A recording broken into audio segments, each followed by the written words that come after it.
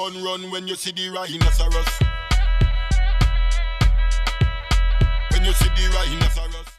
Salut à tous, petite vidéo qu'on va faire aujourd'hui, c'est une partie 3 en fait sur les ischio-jambiers quasiment, parce qu'on nous a demandé sur les commentaires en fait comment est-ce qu'on pouvait activer spécifiquement sans avoir des exercices avec du matériel, des exercices avancés, donc des choses plus basiques. Donc je vais vous montrer comment on peut travailler un petit peu ça au niveau des ischios avec simplement en fait de l'isométrie tout simplement. Si ça vous intéresse un peu toutes ces simulations, je vous conseille d'aller voir Pro FTS et de suivre les formations Pro FTS avec Arnaud Ferrec. Ça vous apportera plein de choses, voilà, et ça vous permettra de débattre en même temps sur le sujet. Avec Jules, on va se mettre sur le dos, Jules, s'il te plaît. Ok. Donc là, si vous êtes par deux, ce qu'on peut faire, tout simplement une flexion du genou ici. Moi, je vais mettre ma main ici sur son talon. Moi, mon job, ça va être de faire ça. Donc en fait, de mettre en tension en fait ici le jambier. Lui, son job, ça va être de faire ça. Il veut garder le talon collé à son cul en fait. Le but, c'est pas qu'il mette une force max. Le but, c'est qu'il mette une force globalement autour des 30% en fait. Et ce qu'on va faire en fait, ça va être 6 séries de 6 secondes à peu près de tension avec des récupérations entre. Donc là, vas-y, moi je crée une tension, tu bloques.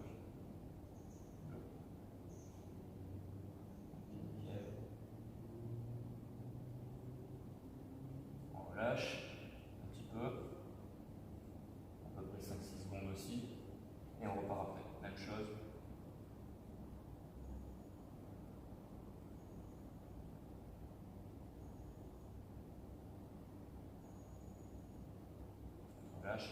Admettons que je le fais 6 fois. Normalement, ce qui va se passer, c'est que sans qu'ils s'en rendent forcément compte, il met de plus en plus de force en fait.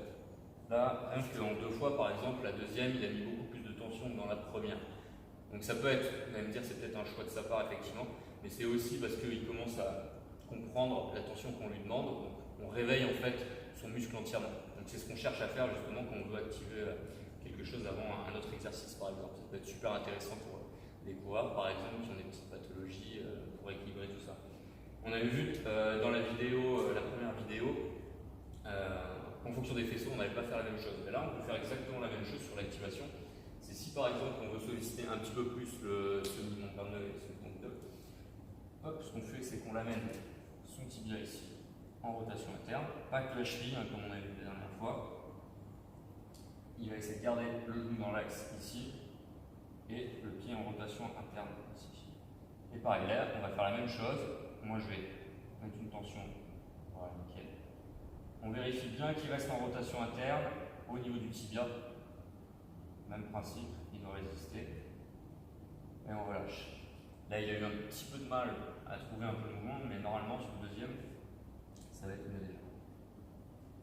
On est parti. Voilà, ok. Donc là, j'ai déjà beaucoup plus de stabilité. Et vous avez vu aussi, je ne sais pas si vous le voyez bien sur la vidéo, mais voilà, sur le premier mouvement, par exemple, il partait vachement vers l'intérieur pour essayer de sentir cette rotation interne, alors que déjà sur le deuxième mouvement, il avait moins besoin d'aller chercher avec le genou à l'intérieur, il sentait plus son ischio à l'intérieur qui venait travailler. Donc là, c'est un petit mouvement qui peut être sympa à faire justement si vous êtes par deux. Si vous êtes tout seul, on peut faire exactement la même chose, où il va mettre son talon au sol, et il va essayer de tracter son talon vers ses fesses. Il met de la tension dedans en fait, son travail c'est ça. Voilà, donc là, il stimule son ischio-jambier aussi. Si vous voulez être plus spécifique encore une fois sur le semi-tendinocomie 2, hop, c'est lui-même qui va faire cette action, donc toujours rotation interne ici. Et il va tracter encore une fois en gardant la rotation interne. Donc il essaie de garder une stimulation ici en même temps. Et donc là, il va être plus en tension, voilà, ici, plutôt que là. Voilà, j'espère que ça vous aidera un petit peu. Et puis ce mouvement-là, par exemple, peut être intéressant en fonction des cas pour ceux qui ont des petits problèmes d'essuie-glace des fois.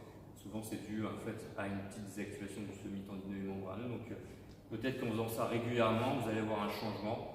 Et puis j'espère que ça va vous aider si vous êtes dans ce cas. A plus.